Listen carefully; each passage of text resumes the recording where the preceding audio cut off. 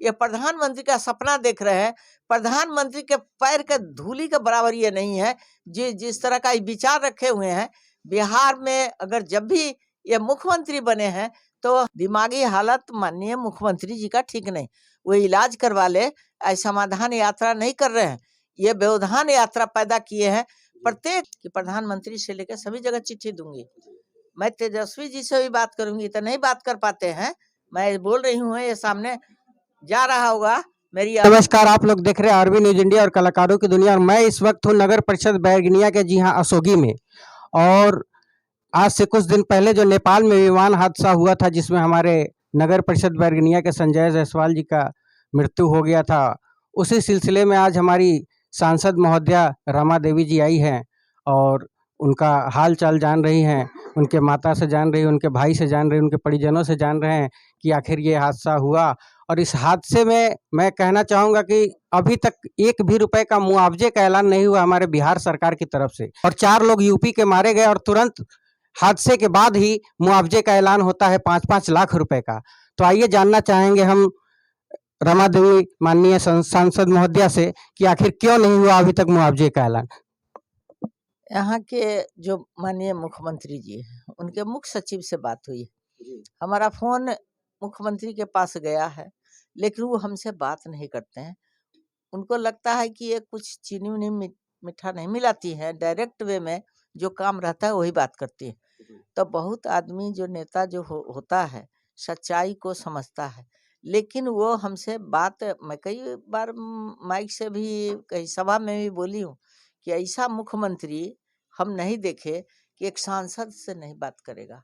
और सांसद सबों के लिए होती है, तो हमारी जनता का आवाज कहाँ तक पहुँचाएंगे, कैसे पहुँचाएंगे, ये बात ही नहीं करते हैं। दूसरी बात है कि जब मुख्य सचिव से बातें हुई तो उन्होंने कहा कि ये नहीं है, यहाँ पर कोई नियम नहीं। हम कही भाई इस स्थिति में तो बनाना चाहिए, जैसे यूपी सरकार ने दिया है मुआवजा उस तरह देना चाहिए उस गरीब परिवार के लोग। ऐसे तो बेटा चला गया, जवान बेटा, इसके लिए तो घर कैसे लोग कैसे संभलेगा, बूढ़ा बूढ़ी जो है उम्र है और बेटा वही कमाने वाला था।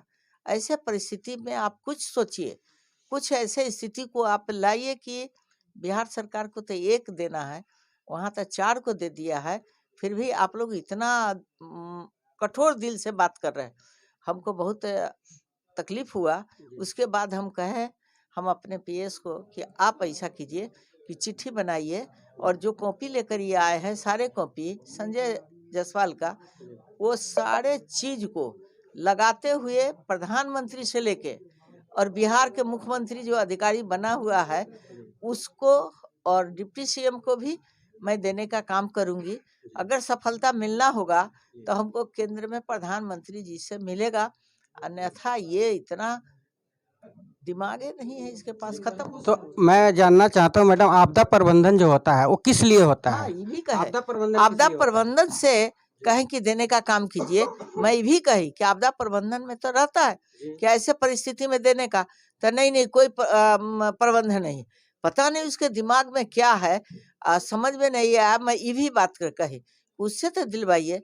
अंत में हम कहीं चिट्ठी भेजकर पूरा पेपर में छपवाएंगे कि इस तरह का मुख्यमंत्री बैठा हुआ है बिहार में, केवल वो कुर्सी पर ही बैठने के लिए आया है कि क्या करने के लिए आया है। यहाँ जनता का कोई तकलीफ को वो गला नहीं उतरता, उसको वो समाधान यात्रा में लगे हुए हैं। यहाँ एक पब्लिक का समाधान तो हो नहीं रहा है। वो झूठों का शो कर रहे हैं। समाधान यात्रा क्या कर रहे हैं? ये समाधान सबसे बड़ी चीज हो गई कि जो प्लेन से क्रैश किया बच्चा हमारा, और उसके लिए हम बोल रहे हैं, कह रहे हैं। उनको तो खुद अनाउंस करना चाहिए था। अब मात्र 1 लड़का बिहार का था जो इनको करना चाहिए था, जो नहीं। तो क्या वो चार की बारी देख रहे हैं? जैसे यूपी में 4 लड़के का हुआ, उसी तरह वो इंतजार करें कि 4 घटना होगी तब हम अनाउंस करेंगे। एक का जान नहीं होता है क्या? नहीं, ऐसी जान की बात उसको समझ में नहीं आ रहा।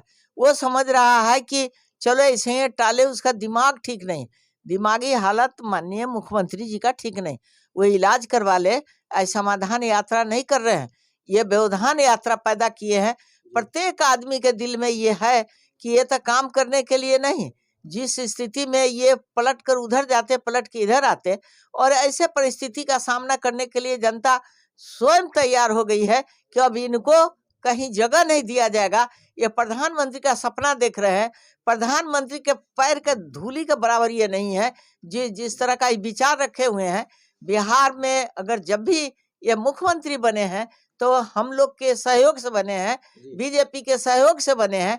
आज जंगल राज में जो मंगल करने गए हैं, इनको समझ में आ जाएगा कि जंगल में क्या होता है और किस तरह की स्थिति पैदा होता है। कल डॉक्टर से इलाज करवा ले, नहीं तो ऐसा नहीं कि कहीं विशेष इलाज कराना पड़े इनको। अच्छा, मैं चाहूंगा केंद्र सरकार से भी तो राहत मिलती है, केंद्र सरकार से भी तो मिल सकती है, विदेश मंत्रालय है, वहां तक अगर आप बात पहुंचाए अपने माध्यम से तो जरूर इनको। अरे भाई, पहले ही बोले हैं ना कि लेटर मेरी जाएगी प्रधानमंत्री। क्या मैं ये सारे कागज लेकर जा रही हूँ और लेटर भी जाएगी प्रधानमंत्री के द्वारा।